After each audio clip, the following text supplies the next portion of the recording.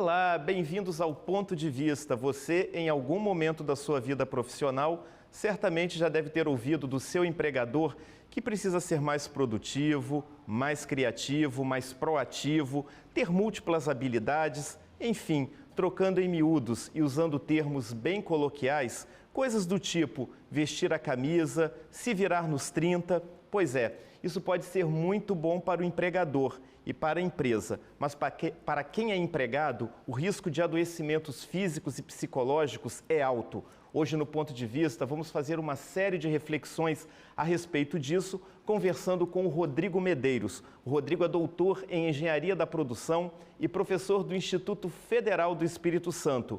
Ele é um estudioso da sociedade do desempenho, um fenômeno que vem gerando cidadãos cada vez mais cansados e depressivos. Seja muito bem-vindo, Rodrigo, ao Ponto de Vista. Prazer em tê-lo aqui. Muito obrigado, agradeço o convite e espero que a nossa conversa seja muito produtiva.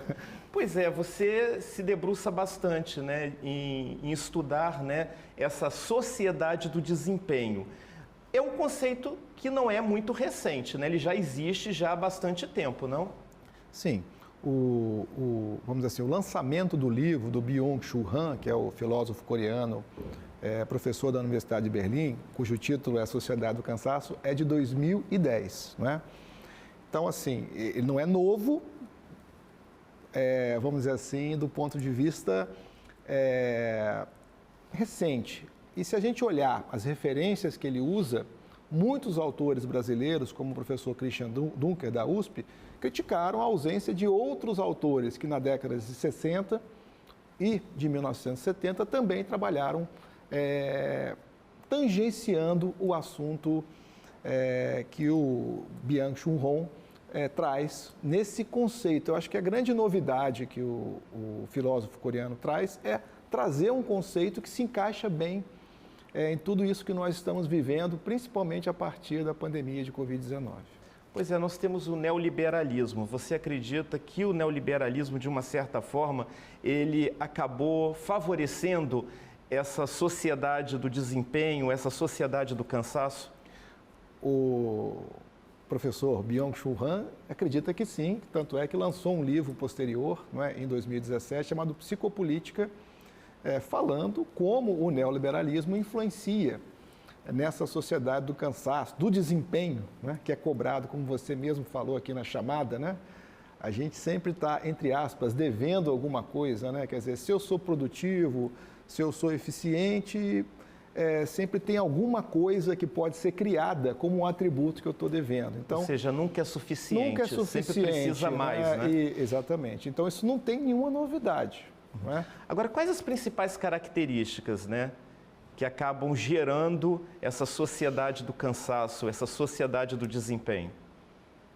As características, eu acredito que, baseado nas leituras, aí, inclusive de brasileiros, como o caso do professor Ricardo Antunes, que tem a ver com o fato de que a maior parte da força de trabalho hoje está no setor terciário da economia, né, serviço e comércio.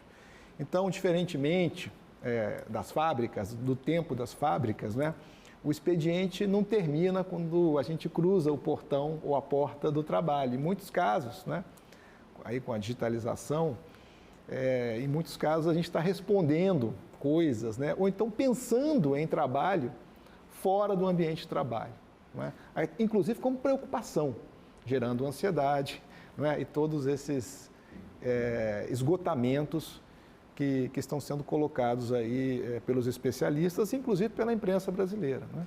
Pois é, esse conceito da produtividade, de você ser cada vez mais produtivo, ele já existia durante a Revolução Industrial, que acabou gerando muitas vezes uma mão de obra escravizada, né? Hoje, como você acaba de colocar, com essa digitalização, essas novas tecnologias, o problema alcança uma dimensão muito maior, porque vai para dentro da casa do trabalhador, não é? Sim. Inclusive o Ricardo Antunes, sociólogo, professor, um título de um livro dele que eu sempre recomendo para as pessoas é O Privilégio da Servidão, que é ele falando, né, como as tecnologias digitais, né, intensificam as jornadas de trabalho, não é? E realmente dá essa sensação de que o trabalho não termina, não é? Ou pelo menos as preocupações relativas ao trabalho não terminam, né, na jornada do trabalho. Agora, isso acaba gerando também uma autocobrança do próprio empregado, né? Ele nunca, como o discurso é sempre de que ele tem que ser mais produtivo, mais eficiente, né? E isso nunca é o bastante, isso acaba gerando também uma autocobrança e um sentimento de culpa muito grande no empregado, não? Isso. O coreano, o Byung-Chul Han, ele fala em positividade, não é? Que é assim, não tem limite. Você é capaz de tudo, você tem todas as possibilidades abertas. Se você não consegue fazer mais, a responsabilidade é tua. E é claro que isso tem tudo a ver com a ideologia neoliberal, é óbvio, né? Não dá para descolar a responsabilização do indivíduo em relação às condições de trabalho que ele porventura tenha. Né? Pois é, esse modelo ele acaba exigindo do trabalhador que ele seja hiperprodutivo, hipercriativo, hiperinformado, hiperconsumista, hipercomunicativo, enfim, uma série de atributos hiper que acaba fazendo com que ele fique também hiperinfeliz, não? Hiper bem-humorado, hiper feliz, né, nas redes sociais. E realmente isso tem gerado aí todos esses problemas que a Organização Mundial de Saúde já mapeou, já detectou, já diagnosticou, né? Então ela tem relatórios que ela divulga anualmente e isso já está colocado. Os problemas de adoecimento psíquico, mental, estão colocados aí como, inclusive, a Organização Mundial de Saúde coloca a segunda pandemia, não é?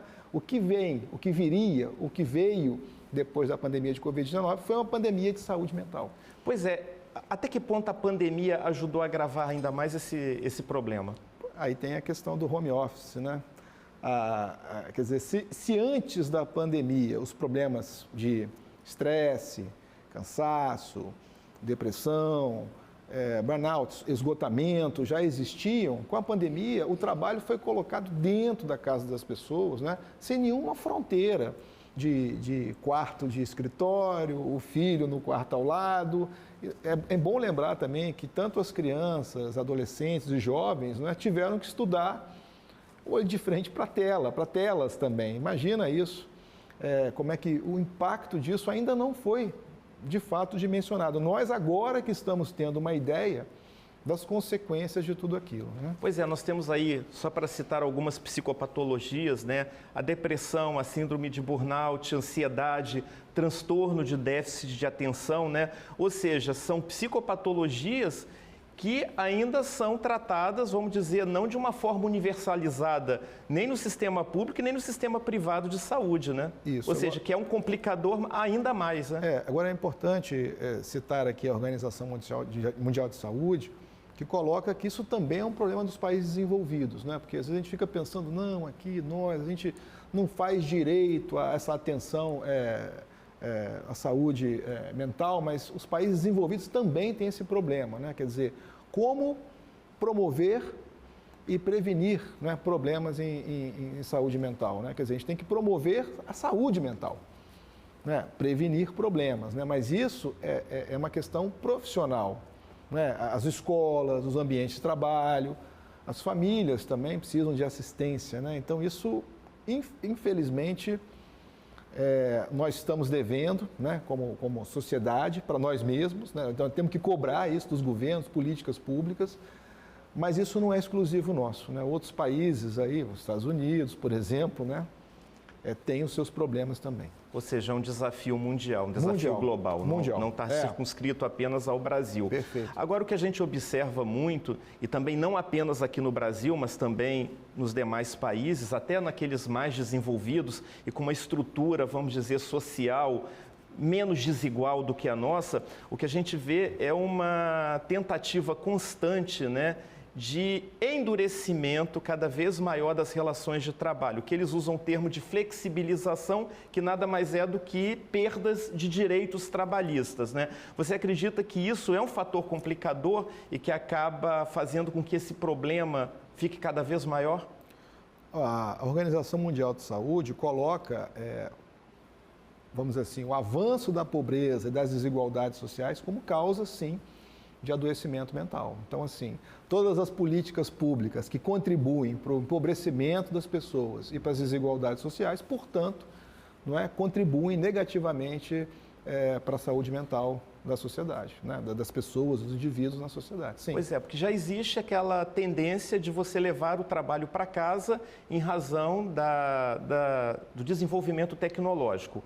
Por outro lado, existe também toda essa política, né, de flexibilização de leis trabalhistas que nada mais são do que retirada de direitos, Sim. como 13º, férias, descanso semanal remunerado, enfim, uma série de outras coisas. Então, que tendência você consegue enxergar daqui para frente de um acirramento ainda maior, um aprofundamento ainda maior dessa sociedade cada vez mais infeliz, cada vez mais cansada? Bom, é difícil prever com exatidão o que vai acontecer, porque, na verdade, tudo depende de como as pessoas, os grupos, a sociedade se organiza para cobrar mudanças, né? Do ponto de vista do mercado de trabalho, por exemplo, das relações de trabalho. Então, se não havendo pressão, não havendo resistência, não havendo, vamos dizer assim, demandas por mudanças, né, de bem-estar social, as coisas tendem a seguir o seu rumo. Então, quer dizer, os sindicatos estão aí, sindicatos de professores, enfim, de diversas categorias, eles têm um papel a desempenhar nesse momento histórico. É para isso que eles existem. Não é só para cobrar pequenas coisas, né? É para questionar, obviamente, propondo alternativas que melhorem a qualidade de vida dos seus afiliados, né, por exemplo. Pois é, mas a sociedade, de uma forma geral, precisa também estar junto, né, junto dessas entidades sindicais, essas associações, para poder realmente manter os seus direitos e até ampliá-los, não? Sim, mas foi assim ao longo da história, né? A gente estava conversando um pouco antes do programa começar sobre a Revolução Industrial. Quer dizer, os patrões não deram os benefícios porque eles eram generosos, eles deram porque houve a organização luta, né, dos trabalhadores demandando melhores condições de trabalho e, obviamente, de vida.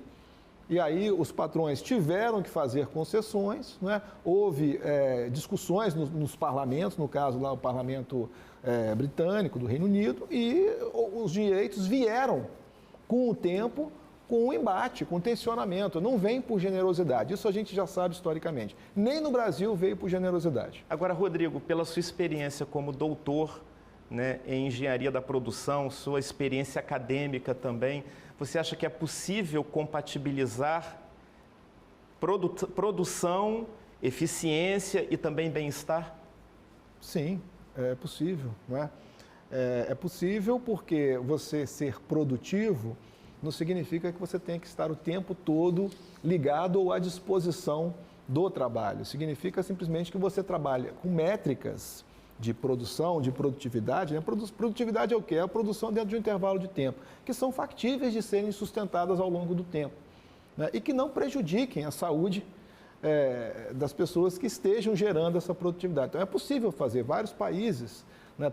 É muito fácil, né? Porque a gente cita sempre, onde você está falando? Você está falando da Finlândia, da Suécia, Dinamarca? Claro, a gente está falando de situações de países que conseguiram evoluir para estados de bem-estar social, e a gente tem que, obviamente, olhar o que esses países fizeram do ponto de vista de organização econômica, política e social, porque tem que pegar os melhores casos, não os piores casos, né? Bom, você está num ambiente acadêmico, não é? Você leciona, é professor do Instituto Federal do Espírito Santo, não é? Essa tendência também chegou ao ambiente acadêmico, está presente no ambiente acadêmico? Chegou há pelo menos 20 anos, não é? A intensificação do trabalho, essa cobrança, né, por produção, produtividade, principalmente para quem leciona nos programas de pós-graduação. Existe sim, é real. Existe o adoecimento do docente, né? Vamos dizer assim, a gente acaba normalizando algo que é absurdo e que, de certa maneira, foi muito difícil de mexer. Foi muito difícil, ainda está hoje muito difícil de mexer. Enfim, é um caso preocupante, tá? Para os setores de saúde aí das instituições de ensino, tá? Bem preocupante. Rodrigo, eu agradeço a sua participação aqui no Ponto de Vista, essas reflexões aí que foram feitas, né, a respeito dessa sociedade do desempenho, essa sociedade do cansaço. Muito obrigado. Fico muito agradecido pela sua presença aqui e sua contribuição. Eu agradeço pelo convite. Eu agradeço também a sua audiência, a sua companhia. Lembrando que na semana que vem estaremos de volta em mais um Ponto de Vista. Até lá!